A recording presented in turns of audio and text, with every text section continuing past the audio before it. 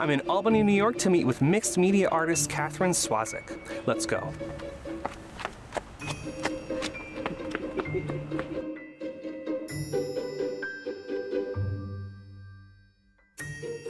I combine printmaking and sculpture along with drawing and whatever else I need to do. The main themes of my work that tend to pop up over and over are a sense of place and time as an element. It's a lot of intersecting somewhat abstract architecture. It's still very much recognizable as buildings, especially if you're from Albany. But it's kind of jumbled or layered or combined, or different viewpoints are combined in a way that kind of makes you hesitate a second and have to figure it out. Visually, buildings are interesting because it's fun to play with the perspective and to play with all of these different planes and angles. On a more conceptual basis, Albany's just kind of a neat city because there's so many different, obvious time periods. One of the main areas that I've focused on the last couple years has been downtown, where the plaza is. And I didn't realize until several years of living here that that entire neighborhood didn't used to be the plaza. It's relatively recent when a lot of that was built in the 60s and 70s. So I started stumbling across some of the history of what used to be there before, finding out about the neighborhoods, discovering historical photos of the buildings that used to be there, which sort of led into one of my recent series where I was literally looking at intersections in Albany where I had found a historical photo and was able to recognize what matched up with present day Albany. So I was visually layering past and present as well as a literal intersection of two streets. In the specific case of printmaking, usually you create a printmaking plate, whether it's carved or etched, and then you print the plate, and that's the result. In some recent work, I've taken that print that's normally the result and then cut it up and wrapped it around a wood sculpture to make it completely 3D and entirely one of a kind. There's a piece I still have of the intersection of South Swan and Hudson. So it's as you're coming down the hill towards the plaza and you're seeing one of the, I think one of the agency buildings that's just kind of like a wall of white marble. It's not very welcoming. It's, that typical imposing architecture down there. You're seeing that, but you've also just gone through a bunch of the neighborhoods of the historic brownstones in Albany.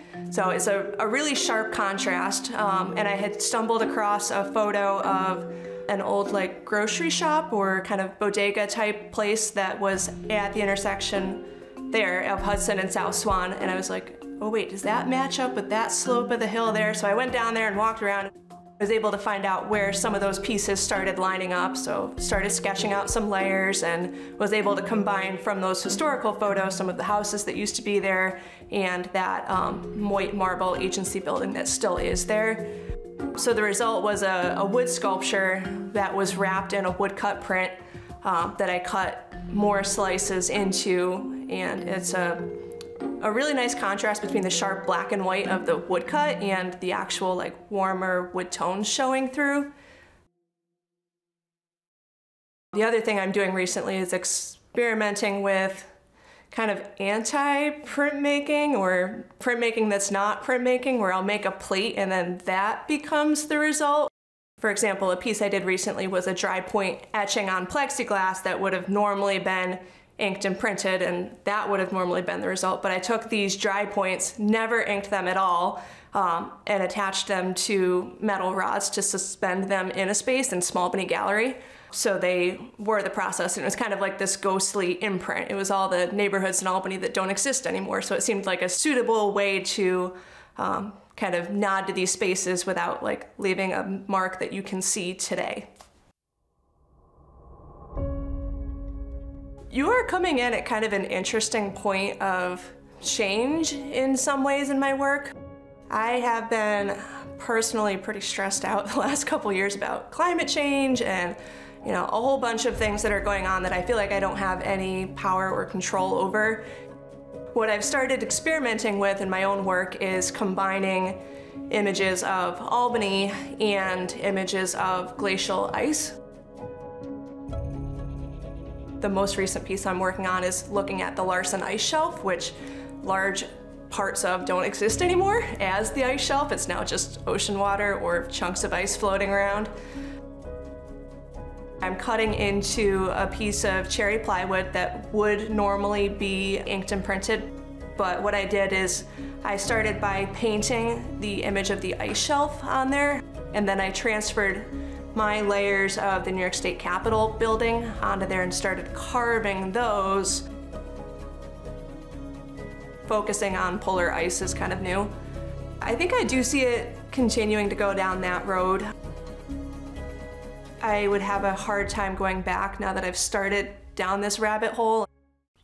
This sort of stress that's almost ever present with climate change and with all these increasing severe weather patterns and this and that, it would feel a little bit like an ostrich sticking their head in the sand to just ignore that and not at least weave it into my work.